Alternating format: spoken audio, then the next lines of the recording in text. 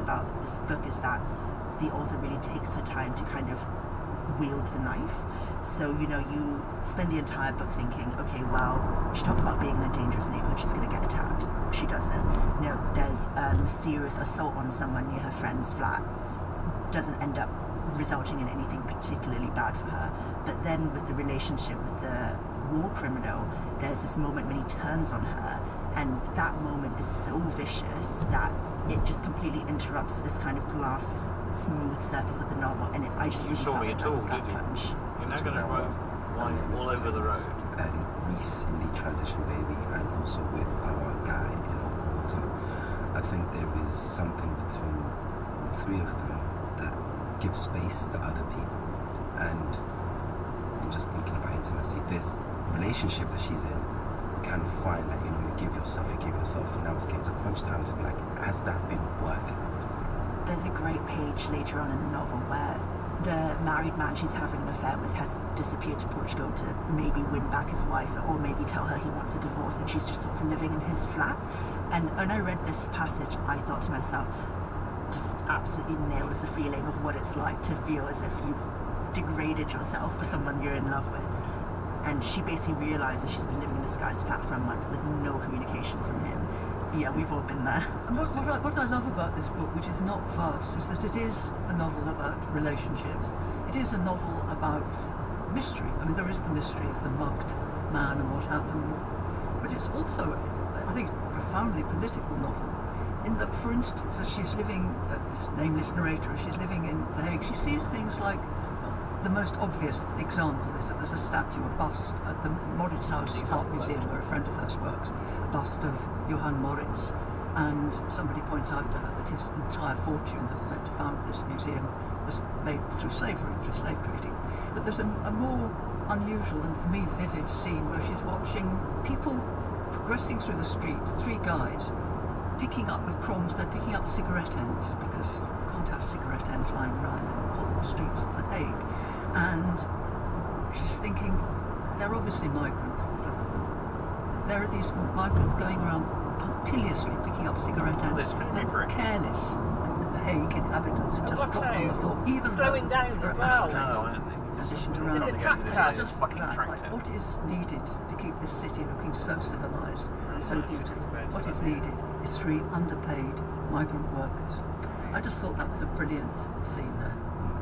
Yeah, I remember it really vividly. Yes, I know. Also, I felt with that scene as well, when you later come to realise that, although it is slightly hinted at the start, that this woman is Asian American, you kind of think, well, does she feel a kind of intimacy with those cleaners? Because, you know, like them, she's a migrant to The Hague. Like them, she's performing what is an essential service, but it's essentially bureaucratic, and she's easily replaceable. You know, they talk about, you know, interpreters needing to have the right temperament. It doesn't matter so much about qualifications, you need to have the right attitude. And she comes to realise that she doesn't. And that to me kind of sets up this uneasy tension where, you know, she is of them but not really of them. She's of this place but she's not really of this place, and she doesn't really quite fit in anywhere. And in the relationship with Adrian, the married man, she's trying to minimise her presence as much as possible so that she's no bother at all. And as you do with any new space or anywhere you venture for the first time, you almost have to be an observer to kind of look at it to see how it operates before you even try to say anything or just step foot in any way. And you don't want to take the wrong step. We've been talking about Intimacies by Katie Kitamura, which is published by Vintage. And before that, we were talking about Detransition Baby by Torrey Peters, published by Serpent's Tail. And we began by talking about Open Water by Caleb Azuma Nelson, which is published by Penguin. And if you've read a book we discuss here, join the conversation about it via our book club on Instagram. You can follow us at all one word, A Good Read BBC.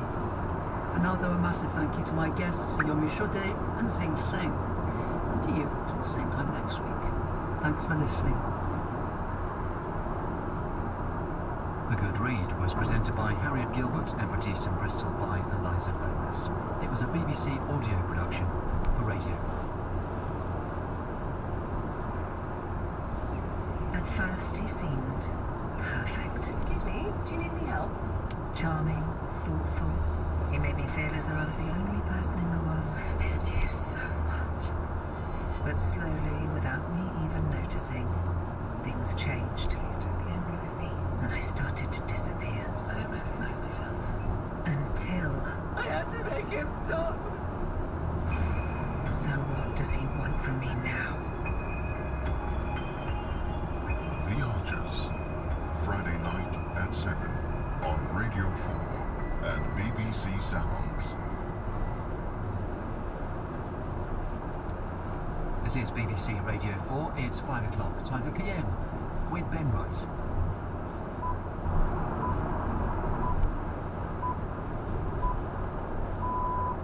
Hello there. 2 students are among 3 killed in Nottingham today following a series of attacks. Police are now working with counter-terrorism teams to establish what happened. We will bring you the latest. Also on PM... We got 5,000 prosecutors after us because they don't want to run against Trump. Donald Trump is in court again today, this time in Miami, accused of mishandling thousands of classified documents. Supporters of the former president are expected outside the courthouse where Mr. Trump is poised to plead not guilty. The long-awaited COVID inquiry has begun and will run for several years. We hear from Sweden, which has already finished theirs. It's really focused on the first wave. Could Sweden do something more to bring down the number of cases, the mortality and so on during the first wave? So that was the very much of the focus. And Gucci deals, Alice bands, bulging calves, curtain bangs.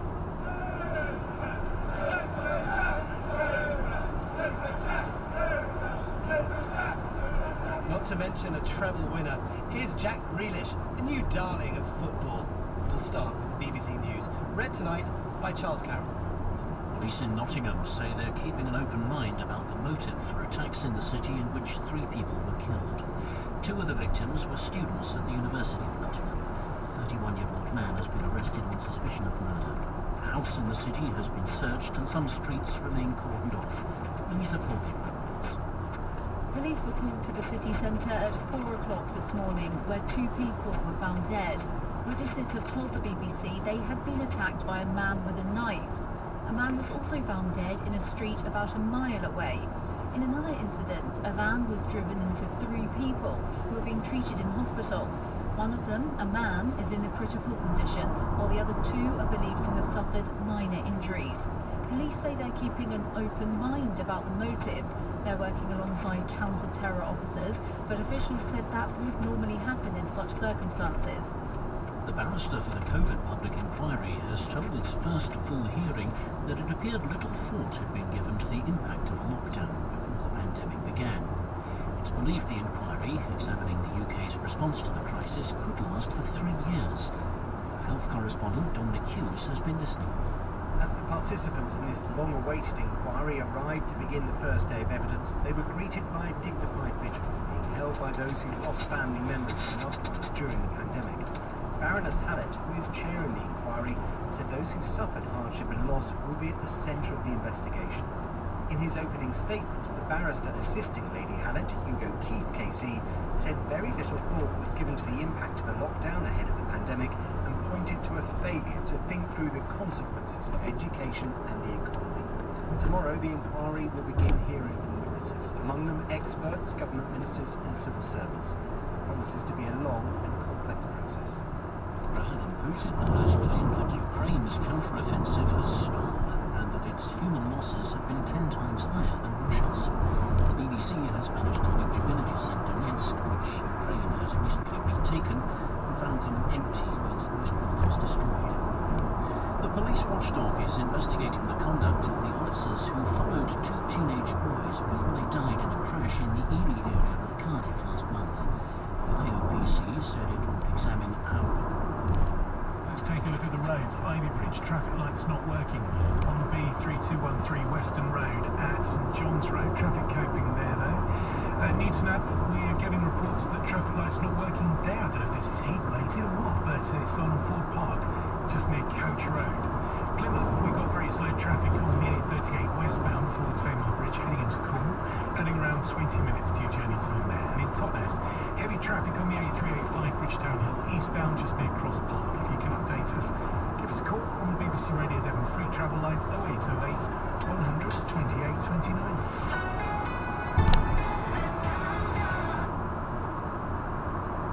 detention and more than 50 separate injuries. Alfie and his mother were well known to social services. The neighbours had made numerous calls to the police in the months before he died to raise concerns about Scott and Carol's treatment of the child. During the trial, jurors were told that the case may have fallen through the cracks when the pandemic was at its height. A safeguarding review is underway. Supporters of Donald Trump have begun to gather outside a court in Miami where he's due to appear this evening to face federal criminal charges. The former president is accused of hoarding secret documents after he left the White House and of lying to officials who tried to get them back. The mayor of Miami has appealed for crowds to stay calm. And archaeologists have discovered what they believe is the most intact Roman mausoleum ever seen in Britain. They say the preserved mosaic floor and steps, which were unearthed at a dig in South London, are unique. Thank you, Charles. A vigil is being held at St Peter's Church in Nottingham city centre. Close by, streets have been shut and cordons put in place as police try and piece together why 3 people were killed in separate incidents early this morning. Within the last hour, we had confirmation that 2 of those who died were students. The Chief Constable, Kate Bainall, said the force believed all 3 killings were linked, and a 31-year-old man has been arrested and put into custody. It all happened in the early hours of this morning. Joshua Fenner is a student in the city. So I woke up at 5:30 and I heard some shouting outside. Usually I hear a lot of stuff like that on this road, so I chose to go look out my window just to see what was going on, because obviously that sort of time it could be anything really. So I chose to look outside and I see a police van, a police car even, and a police officer walking alongside the car as it was slowly approaching a white van that had just been parked down the road. And then I heard the policeman shout to the guy in the van, get out of the car, and then preceded by a sound of a gunshot, which at that point I chose to remove myself from the situation and just go back to bed. Well, the BBC's Joe Black is in Nottingham for us this evening. Joe, what is the latest? What do we know so far? Good afternoon. Yes, I'm on Upper Parliament Street in the centre of Nottingham. It's just outside the Theatre Royal, quite an iconic building here in the centre of Nottingham. And I'm standing right next to quite a large police cordon. And there are several police cordons in and around the city of Nottingham today, as you've been hearing. As you also just said there, this all started at 4 a.m. this morning on Ilkeston Road when 2 people were found dead. And then, of course, a short time later, there was that incident in Milton Street where a van attempted to injure 3 people, and those 3 people were taken to hospital, and then sadly a 3rd man was found dead at Magdala Road, which is slightly to the north of the city. As you were also just saying there, a vigil has just started, or is expected to start around now. We're also expecting to hear from the city's MPs, and we also might hear from the police force, Nottinghamshire Police, who are obviously investigating this huge incident that's happened here today. And what do we know about the victims at the moment, Joe? Not too much at the moment. Obviously, as you were just saying, that we've recently learned that the University of Nottingham has confirmed 2 of the 3 people who died here today in Nottingham were students. They are offering support, obviously, to the local community and to the students who attend their university. There's another university here in Nottingham as well, Trent University, so they will be doing something similar, I'm sure. But I think people are trying to sort of make sense of what's happened. This is such a brilliant and vibrant city, and people are still just trying to work out why this has happened. And of course the motive for this will be being examined by the police, and we know that the police have confirmed that counter-terrorism officers are involved. Now I know a lot of people will sit bolt upright when they hear those words, but we are told by the Chief Constable that is quite normal in these circumstances with an investigation as big as this. Joe, thanks very much for that. The BBC's Joe Black. Well, we're joined now by one of those MPs, Alex Norris, the Labour MP for Nottingham North. You've just got back to the city, is that right, Mr. Norris? Yeah, that's right. My colleagues are headed back. And as Joe said, a brilliant and vibrant city. This must be a huge shock. Yeah, a big shock, probably the right word. We're not used to at all waking up to hear this sort of news and to see Nottingham leading the news for this sort of reason, and this, our community, our vibrant, as you say, community, finding out about this loss of life of people from within. It's just a dreadful thing to happen. And what is the atmosphere there this evening? Well, people are, as you can imagine, people are shocked. We're finding comfort and community in each other, hence this why my vigil is about to start, I'm heading over to shortly.